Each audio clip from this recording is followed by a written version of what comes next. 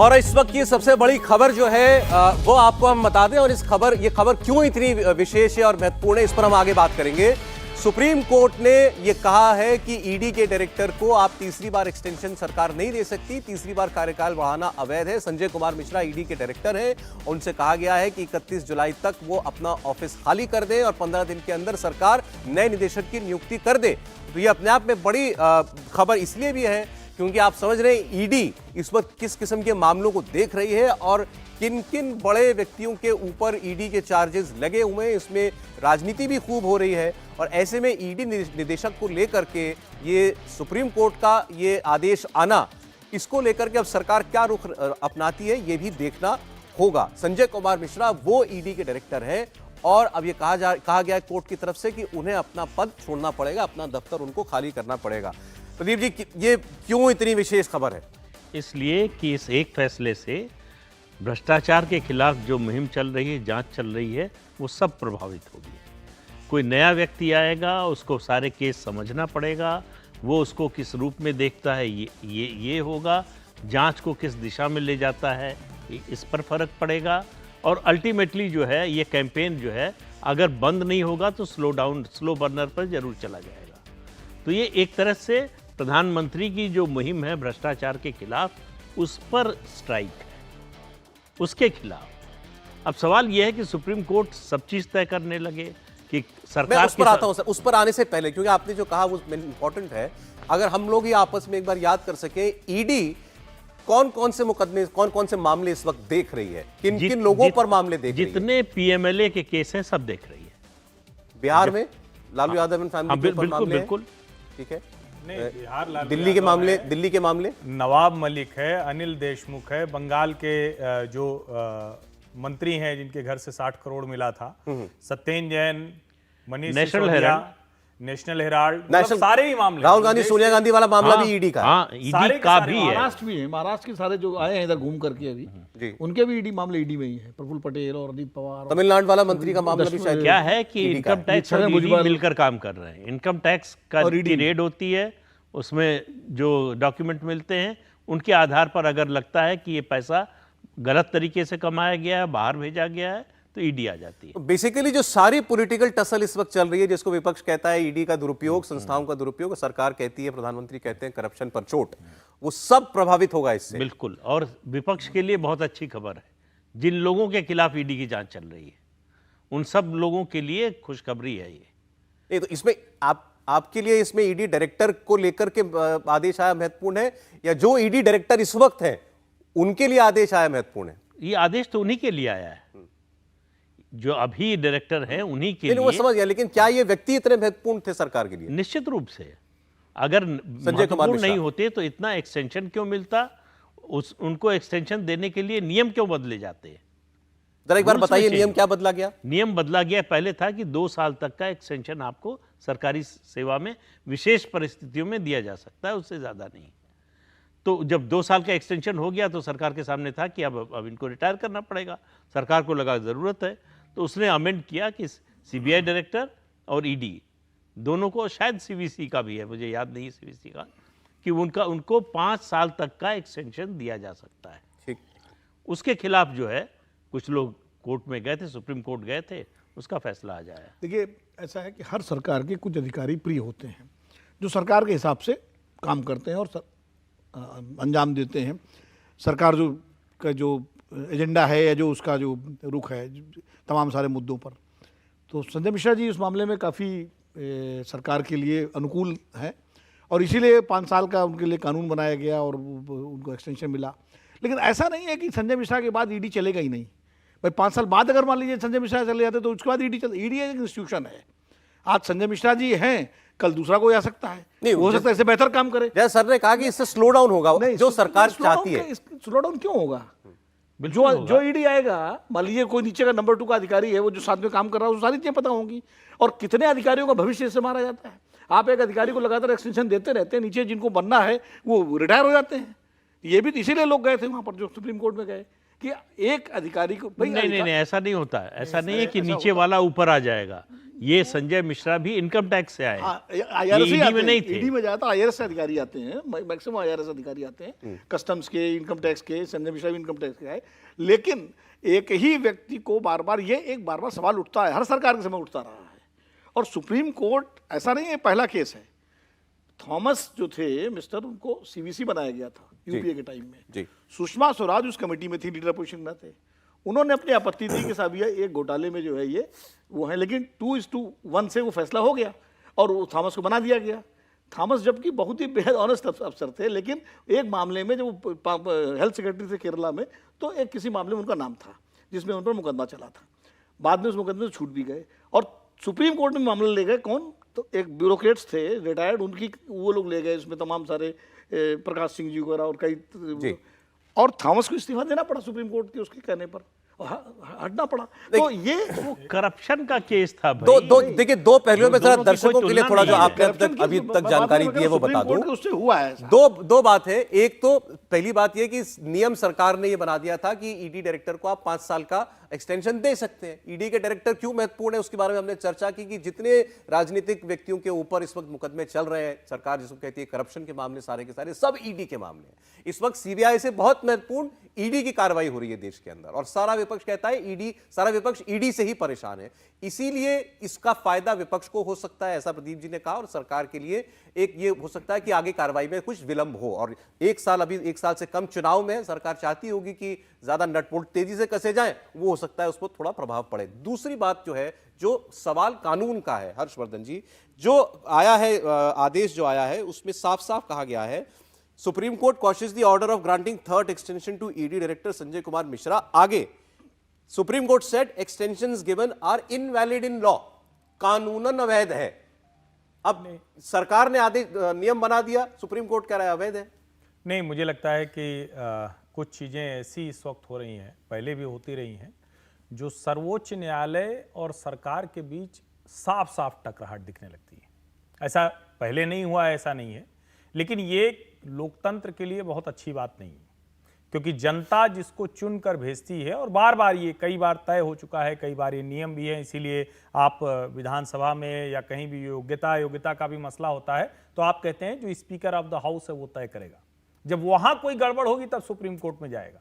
इस मामले में दो चीजें हैं। एक तो ये कि निश्चित तौर पर ये प्रधानमंत्री नरेंद्र मोदी CBC के कार्यक्रम में, अलग अलग कार्यक्रमों में कह चुके हैं कि भ्रष्टाचार के खिलाफ जो अभियान चल रहा है वो रुकेगा नहीं, तो ये उस पर एक चोट दिखती है। लेकिन इसका एक दूसरा पहलू है। अभी मई में सर्वोच्च न्यायालय को केंद्र सरकार ने ही कहा कि नवंबर 2023 के बाद हम संजय मिश्रा को ईडी डायरेक्टर नहीं बना के रखेंगे, यानी तब तक हम कोई न कोई रास्ता निकाल लेंगे।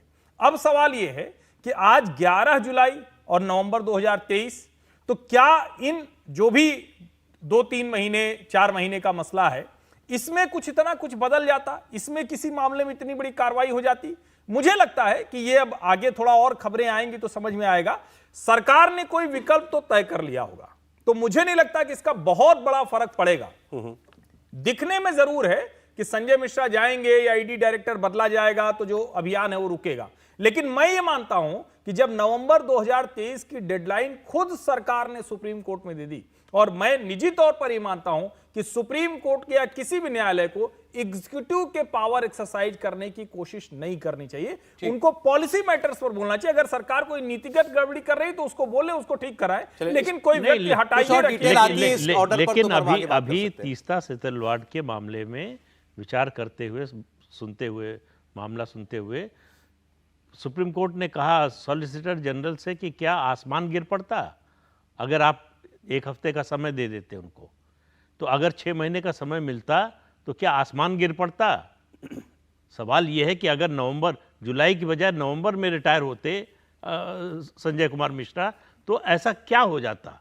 किसके साथ अन्याय हो जाता? कौन इससे प्रभावित हो जाता? तो भाई इसका कोई आधार तो होना चाहिए। आखिर क्यों इतनी जल्दी में है आप? एक बार जब सरकार, दूसरी तरफ से सवाल पूछा जा सकता है कि फिर इन्हीं को क्यों सरकार चाहती है कि यही रहे? अगर दूसरा बन जाएगा तो क्या आसमान गिर जाएगा? वही तो वो सवाल हल हो चुका। सुप्रीम कोर्ट में सुनवाई हुई, सुप्रीम कोर्ट में सरकार ने आश्वासन दे दिया कि हम 23 के बाद इनको जो है नवंबर 2023 के बाद एक्सटेंशन नहीं देंगे। चले। तो इसके बाद जो है सुप्रीम कोर्ट के लिए इस मामले में फिर दखल देना और कहना कि नहीं, अब हमने कहा है तो आप 6 महीने पहले रिटायर। अब थोड़ा कोर्ट में क्या हुआ है वो पता चल जाए तो इसमें आगे बात कर सकते हैं, डिटेल में पता लगे। जी, थोड़ा आप दिल्ली की हम बात करते हैं। दिल्ली में जो राजनीति हो रही है, वैसे दिल्ली में किसी बात पर राजनीति हो जाती है, लेकिन इस वक्त पानी को लेकर राजनीति हो रही है। आज यमुना के किनारे वाले इलाकों में एलजी साहब जो है विनय कुमार सक्सेना, वो खुद गए और वहां पर जाकर उन्होंने हालात देखे और उन्होंने अब ये कहा है कि दिल्ली के अंदर नालों की सफाई, ड्रेनेज व्यवस्था को ठीक दुरुस्त करना, ये सारा काम समय पर नहीं किया गया। दिल्ली की सरकार के ऊपर उन्होंने कहा दिल्ली की सरकार ने ये काम नहीं किया और अगर किया जाता तो ये हालात दिल्ली के अंदर नहीं बनते कि आपने देखा 2 दिन की बारिश के अंदर दिल्ली ठप हो गई, जगह जगह पानी भर गया और ये हर साल की बात है। और एलजी साहब ने इस बार सीधे सीधे इसको कह करके राज्य सरकार को इसका जिम्मेदार ठहरा दिया है। तो पहले एक बार उनकी बात सुनते हैं, फिर आगे बात करेंगे। अनप्रेसिडेंटेड बारिश है। इतनी बारिश को बर्दाश्त करने के लिए दिल्ली का सिस्टम डिजाइंड नहीं है। और जो वेदर की प्रेडिक्शंस अगले कुछ दिनों की हैं, दिल्ली की जनता वाटर लॉगिंग से परेशान है। ये एक हर साल का रिचुअल बनकर चला आ रहा है। जो सीवेज की क्लीनिंग होनी चाहिए वो नहीं होती है, जो ड्रेन वाटर को हार्वेस्ट करना चाहिए या उसको प्रॉपर ट्रीट करना चाहिए वो नहीं हो रहा है। सालों साल से जो नहीं हुआ है उसकी वजह से हर वक्त वाटर लॉगिंग होती है। यमुना की डिसिल्टिंग रेगुलर होनी चाहिए जिससे कि उसकी वाटर होल्डिंग कैपेसिटी बढ़े। नजफगढ़ ड्रेन की डिसिल्टिंग रेगुलर होनी चाहिए जिसकी वजह से उसकी वाटर होल्डिंग कैपेसिटी बढ़े। ये सब चीजें न होने की वजह से आज दिल्ली के अंदर जगह जगह पर पानी भरा हुआ है। ये दुखद है और मेरी कोशिश होगी कि इन सब चीजों पर ध्यान दिया जाए जिससे कि हर साल जो दिल्ली की जनता को ये तकलीफें झेलनी पड़ती हैं उनना चली। विनोद जी, 2 बातें। एक तो एलजी साहब ने जिस तरीके से इस प्रॉब्लम को ओन किया कि मैं देखूंगा कि आइंदा से ऐसा ना हो, तो काम तो ये सरकार को करना चाहिए। और मुख्यमंत्री कह रहे हैं अरविंद केजरीवाल की सुपर सीएम बन गए एलजी साहब। दूसरा, उन्होंने सब बता दिया क्या नहीं हो रहा दिल्ली में, क्यों नहीं हो रहा ये नहीं बताया। नहीं, देखिए एलजी साहब ने, मैं उनकी नीयत पर कोई शक नहीं करता, वो कस्टोडियन है गवर्नमेंट के। और सरकार का मतलब होता है एलजी और दिल्ली, खासकर दिल्ली में एलजी और दिल्ली सरकार दोनों मिल करके, क्योंकि दिल्ली सरकार के अधिकार सीमित हैं और उसमें उपराज्यपाल के सहयोग की बड़ी ज़रूरत होती है। और मुझे लगता है शायद एलजी मुख्यमंत्री से मिल करके अरविंद केजरीवाल से इस समस्या के समाधान के लिए कोई सार्थक रास्ता निकालें। और बेहतर है अगर दोनों मिलकर के निकालें, दिल्ली को लोगों को निजात मिले, बजाय ये कि एक दूसरे पर आरोप प्रत्यारोप लगने लगे। अरविंद केजरीवाल कहें कि साहब एलजी साहब हम हमारा अधिकार क्षेत्र में हस्तक्षेप कर रहे हैं, एलजी साहब कहने लगे कि दिल्ली सरकार कोई काम नहीं कर रही है, मुख्यमंत्री कोई काम नहीं कर रहे हैं। इससे बेहतर है दोनों मिल करके इस समस्या का समाधान निकालें और जितना केंद्र से सहयोग हो सकता है उसमें एलजी साहब अपनी भूमिका निभाएं और जो जमीन पर जो काम है वो काम दिल्ली सरकार करे। और बेहतर है दिल्ली को इससे मुक्ति दिलाए। अभी G20 होना है, दिल्ली को बेहतर रूप से सजाया जाना है, संवारा जाना है, दुनिया भर के लोग आएंगे, तो दिल्ली जितना बेहतर हो सके उसमें एलजी और मुख्यमंत्री मिलकर काम करें। आपको लेकिन मिलकर काम करने की कोई गुंजाइश दिख रही है? जब उन्होंने कहा सालों साल से सफाई नहीं हुई दिल्ली में। नहीं, वो तो उन्होंने एक तरह से दिल्ली सरकार पर उंगली उठाई। और कल हम लोग भी चर्चा में थे तो हम लोग भी यही कह रहे थे कि भाई 9 साल से जो है ये दिल्ली में अरविंद केजरीवाल जी की आम आदमी पार्टी की सरकार है, आखिर ये व्यवस्थाएं क्यों नहीं हुई। हर्षवर्धन जी ने तो बिल्कुल बहुत सही उदाहरण दिया उस समय का, कोई पुराना कर करके जब वो अरविंद केजरीवाल जी कहा करते थे कि ऐसे नहीं ऐसे होना चाहिए, तो वो बात एलजी साहब ने भी कही। लेकिन मुझे लगता है पिछली बातें छोड़ करके बेहतर ये हो कि दिल्ली के हित में दोनों मिलकर के काम करें, कम से कम इस फ्रंट पर, पानी के फ्रंट पर। इसको तो कम से कम पहले दिल्ली के लोगों को मुक्ति दिलाएं, इसको निजात दिलाएं, उसके बाद बाकी अपना लड़ाई लड़ते रहें। अभी तो अध्यादेश को लेकर के सुप्रीम कोर्ट में सुनवाई शुरू हो गई है, पार्लियामेंट में वो कानून के रूप में बिल आना है, लड़ाई के बहुत मौके आते रहेंगे, लेकिन दिल्ली के लोगों को इस समस्या से आपने अच्छा याद दिलाया। और उसमें केजरीवाल सरकार को शायद लगा होगा कि उनको कोई फौरी रिलीफ मिलता उस ऑर्डिनेंस के ऊपर सुप्रीम कोर्ट से, वो नहीं मिला। अभी ऊपर सुनवाई होगी, आगे अपने ड्यू कोर्स में सुनवाई होगी। हाँ, ड्यू कोर्स में सुनवाई होगी। प्रदीप जी, लेकिन क्या जो मुख्यमंत्री का आरोप है, आप आम आदमी पार्टी का आरोप है कि एलजी सुपर सीएम बनने की कोशिश कर रहे हैं, अभी जो आपने उनका बयान सुना, जो उनका टोन सुना, क्या उससे आपको ऐसा लगा? नहीं, अपने अधिकार से ज्यादा स्पेस क्या एलजी ले रहे हैं? नहीं, असल में अरविंद केजरीवाल की दिक्कत यह है कि वो हैं एक यूनियन टेरिटरी के मुख्यमंत्री, लेकिन समझते हैं अपने को फुल फ्लेज स्टेट का मुख्यमंत्री। दिक्कत यहाँ आती है, जो व्यवस्था है, संवैधानिक व्यवस्था है दिल्ली में, उसमें एलजी एडमिनिस्ट्रेटर है दिल्ली का, उसके अधिकार हैं। ऐसा वो दूसरे राज्यों के गवर्नर की तरह नहीं है कि जिसका कोई एडमिनिस्ट्रेटिव अधिकार ना हो। तो इसलिए जो है ये टर्फ वॉर तो चलती रहती है। अलग अलग पार्टियों की सरकार होती है तो बल्कि ज़्यादा होना चाहिए, कम होती थी। शीला दीक्षित भी रही हैं मुख्यमंत्री, अटल जी की सरकार थी केंद्र में, इसके बावजूद एलजी उनका अपॉइंटेड, फिर भी जो है इस तरह की समस्या नहीं हुई। तो ये पर्सनैलिटी का ईगो क्लैश ज्यादा है बजाय कि ये कोई संवैधानिक दिल्ली की जो समस्या थी, पानी की समस्या, पानी रुकने की समस्या, अरविंद केजरीवाल ने कल कहा कि इतनी बरसात हो गई 2 दिन के अंदर, हम कुछ भी व्यवस्था करते पानी तो रुकता ही रुकता। एलजी ये कह रहे हैं कि आपने 9 साल में कुछ किया नहीं, इसीलिए दिल्ली में ये हो रहा है। दोनों बातें सही हैं। ये बात सही है कि दिल्ली में बारिश बहुत ज्यादा हुई है, लेकिन अगर कम होती तब भी ये हालत होती, इसलिए कि आप नालों की सफाई नहीं करते समय पर। ये इतना बड़ा भ्रष्टाचार है, जहां भी स्थानीय निकाय हैं सब जगह इतना बड़ा क्या करते हैं, सफाई के नाम पर मॉनसून से महीने 1.5 महीने पहले कुछ जो है निकाला जाता है, गंदगी निकाली जाती है, वहीं सड़क पे छोड़ दी जाती है। वो पानी और धूल के हवा के साथ फिर उसी ड्रेन में चली जाती है, तो कोई सफाई होती नहीं। इसी तरह से जो है यमुना की अगर आप डिसिल्टिंग नहीं करते हैं तो उसकी पानी सोखने की जो रखने की कैपेसिटी है वो नहीं बढ़ेगी। तो ये काम तो सरकार को करने ही पड़ेंगे। ऐसा तो है नहीं कि इस साल ये स्थिति हो गई, पिछले साल तो इतनी बारिश नहीं हुई थी, तब भी हुई, उससे पहले साल भी यही स्थिति हुई। तो आप वो काम अपना छिपाना चाहते हैं, वो कमी, इसलिए कह रहे हैं बहुत ज्यादा बारिश हो गई है, इसलिए आप भगवान को दोष दीजिए। मतलब दिल्ली का हाल भी नहीं बदल रहा सालों साल, और दिल्ली में जो ये टर्फ वॉर चल रही है एलजी और मुख्यमंत्री के बीच में, ये भी नहीं रुकने वाली, ये भी बढ़ने ही वाली है। हर्षवर्धन जी, नहीं, निश्चित तौर पर बढ़ने ही वाली है, और हम देखें तो दोनों में टकराव होता रहता है। लेकिन एक बात तो कोई भी जो भी इस वक्त लगातार अरविंद जी को सुन रहा है, अरविंद केजरीवाल एक बात तो कह के आए थे ना कि हम यमुना को ऐसा बना देंगे कि उसके घाट पर आप जाएंगे और अपने परिवार के साथ पिकनिक करेंगे। हम भी आएंगे आपके साथ पिकनिक, अभी भी कह रहे हैं। उन्होंने कहा था हम आपको नहलाएंगे भी, उसमें पानी भी पिलाएंगे। इनमें से कुछ हुआ क्या? इसका मतलब यह है कि इस मामले पर जो कुछ हुआ वो सिर्फ और सिर्फ आई वॉश है। और अभी 21 की तो बात है ना, 2021 में यही आम आदमी पार्टी की सरकार थी, सेंसर अलार्म लग गया है, यानी जहां पानी का लेवल बढ़ेगा तुरंत अपने आप पंप चलने शुरू हो जाएंगे। कहां कहां पंप चल गया। और यह ठीक है कि 2 दिन में बारिश बहुत हो गई, लेकिन उस बारिश के बाद उस पानी के निकलने का क्रम कितना है, अगर वो सही होता तो आज दिल्ली की सड़कों पर 48 घंटे 72 घंटे के बाद भी लोगों को घुटनों घुटनों पानी में नहीं जाना पड़ता। उस दिन कमर भर पानी में थे, आज घुटनों भर पानी में है। इसका मतलब यह हुआ कि कोई भी काम जो दिल्ली में नाले की सफाई से लेकर, जिसको कहते हैं कि वाटर फ्लो ठीक करने से लेकर, वो हुआ ही नहीं है। तो एलजी गलत क्या कह रहे हैं? ठीक कह रहे हैं। अगर वो राजनीति लग रही है तो ये तो वैसे मुख्यमंत्री हैं जो जाके एलजी के यहां सो जाते थे सोफे पर, तो इनकी तो आदत है यही सब करने की। अब देखिए इसमें राजनीति से अलग राजनीति है, इसलिए है कि जब नरसिम्हा राव प्रधानमंत्री थे, खुराना जी चीफ मिनिस्टर थे, खुराना जी उनको प्रधानमंत्री मानते थे, अपने को उनका समानांतर नहीं मानते थे। शीला जी अटल जी जब प्रधानमंत्री थे, शीला जी मुख्यमंत्री थे, शीला जी अटल जी को बड़ा नेता मानती थी, देश का प्रधानमंत्री मानती थी, अपने को अटल जी का समानांतर नहीं मानती थी।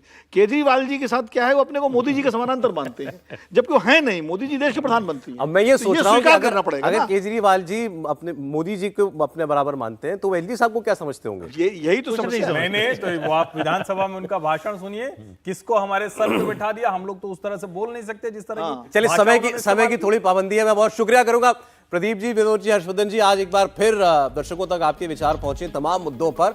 दिल्ली की जहां तक बात है, दिल्ली की सफाई, दिल्ली की व्यवस्था केजरीवाल जी अच्छी कर दें तो अच्छी बात, एलजी साहब कर दें तो अच्छी बात, बस काम होना चाहिए। इंडिया टीवी हर वक्त हर जगह डाउनलोड करने के लिए सर्च करें India TV news Google play store या ऐप स्टोर पर।